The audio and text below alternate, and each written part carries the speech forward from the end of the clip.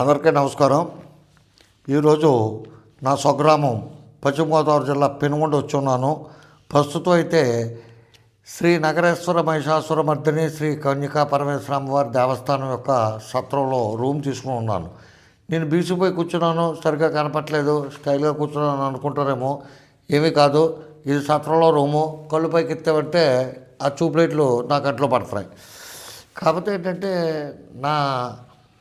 నాకు ఏంటో కానీ నా జాతకం, నేను వెళ్తే తగులు వస్తున్నాయో లేకపోతే తగులు నాతో పాటు వస్తున్నాయో, నాకంటే ముందు వస్తున్నాయో, కానీ నేను ఎక్కడికి వెళ్తే అక్కడ ఏదో విధమైన ఒక డిస్ప్యూటు క్రియేట్ అవుతుంది.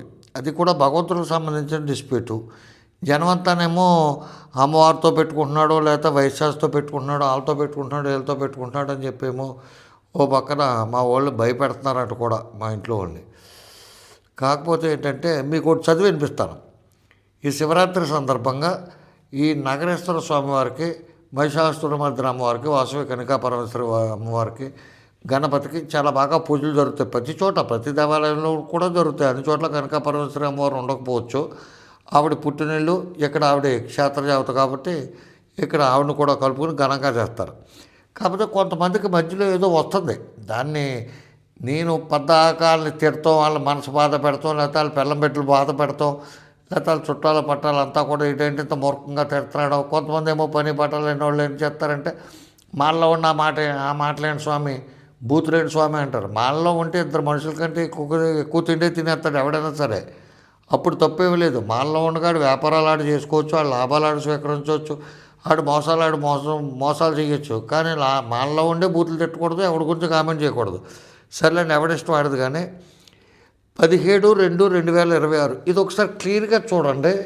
మీకు ఇందులో నాకు ఎందుకు చిరాకు వస్తుంది, ఈ దేవాలయానికి సంబంధించిన కమిటీల మీద కానీ, లేకపోతే ఈ ఈవో గారి మీద కానీ ఎందుకు నేను గొడవకి వెళ్తున్నానో, ఎందుకు నేను ఇవన్నీ పొనుకుంటానంటే, ఈ బ్లూ కలర్లో ఉన్నది ఒకసారి చూడండి, మీకు చెప్తాను. ఏమండి, దానిపైన కూడా చదివి వినిపిస్తాను. ఆ బ్లూ కలర్ది దానిపైన ఏముందో అదే ఉందో ఒకసారి చూశారు కదా.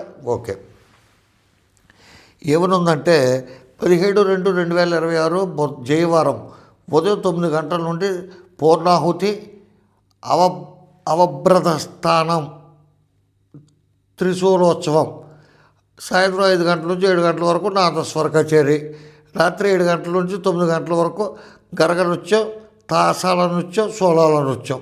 బాగానే ఉంది. దాని తర్వాత ఈ రెడ్డింగ్తో రాసింది చదువుతున్నాను చూడండి.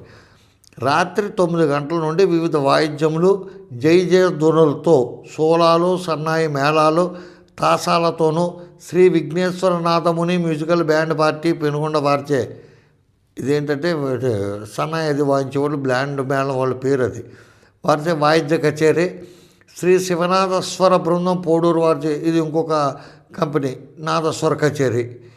అంతవరకు ఓకే. ఆ కార్యక్రమం ఏంటనేది చెప్పి వాళ్ళు చెప్పారు. తర్వాత వాళ్ళు చెప్పిన విషయం ఇక్కడ ఉంది చూడండి. నందివాహనంపై నగరేశ్వర స్వామి వారు, ఏమండి, సర్పవాహనంపై శ్రీ మహిషాసుర మర్దిని అమ్మవారిని, పుష్పవాహనంపై విఘ్నేశ్వర స్వామి వారిని. ఇక్కడ వరకు బాగానే ఉంది.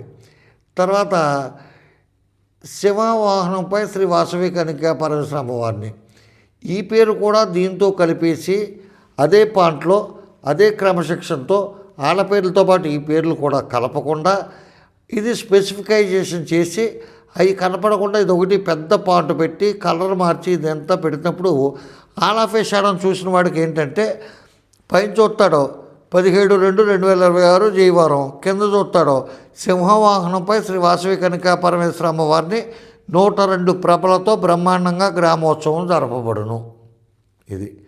ఇది కొడతానికి ప్రెస్లో ఇచ్చినప్పుడు వీళ్ళు ఒక నమూనా ఇచ్చారు, గత సంవత్సరం నమూనా.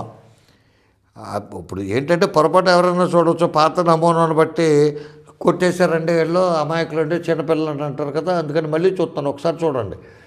ఇక్కడ కనపడుతుంది కదా, సింహవాహనంపై శ్రీ వాసవి కన్యకా పరమేశ్వరి అమ్మవారు అని చెప్పి కనపడుతుంది కదండి. గత సంవత్సరం ఉంది కూడా చూపిస్తాను, అది కూడా పంపించారు ఎవరో.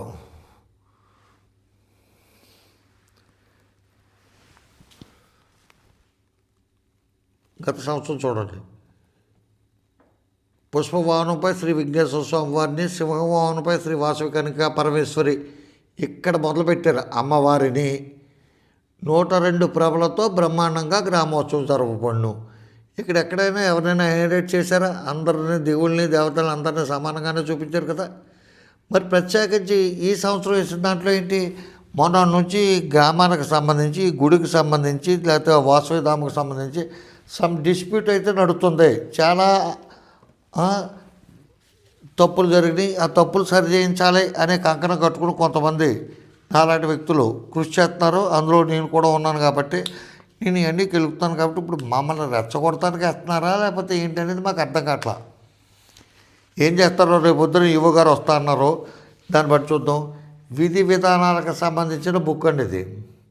దేవాలయంలో ఉన్న సెంటు భూమి కానుంచి, చిన్న పాస్త్ర కానుంచి, చిన్న వస్తువు కానుంచి ప్రతిదీ కూడా రికార్డెడ్గా ఇందులో ఉంటుంది. ఇది అఫీషియల్, అన్అఫీషియల్ బుక్ కాదు, ఇది అఫీషియల్ బుక్. ఎలాగొచ్చిందో నా చేతికి వచ్చింది. జిరాక్సల్ అండి, ఇదేమి ఒరిజినల్ ఏమీ మనకి చేతికి రాలేదు. దాంట్లో నేను ఇప్పుడు గుళ్ళోనే ఉన్నాను, ఈ పక్కనే ఆఫీస్ కూడా. మొత్తం వివరాలన్నీ ఇందులో ఉన్నాయి. సరే, రేపొద్దున ఈవో గారు ఏం చెప్తారో చూసి దాన్ని బట్టి ఏం జరుగుతుందనేది మళ్ళీ మీకు తెలియజేస్తాను. ఉంటాను. నమస్కారం. రామాంతరావు. జై హింద్.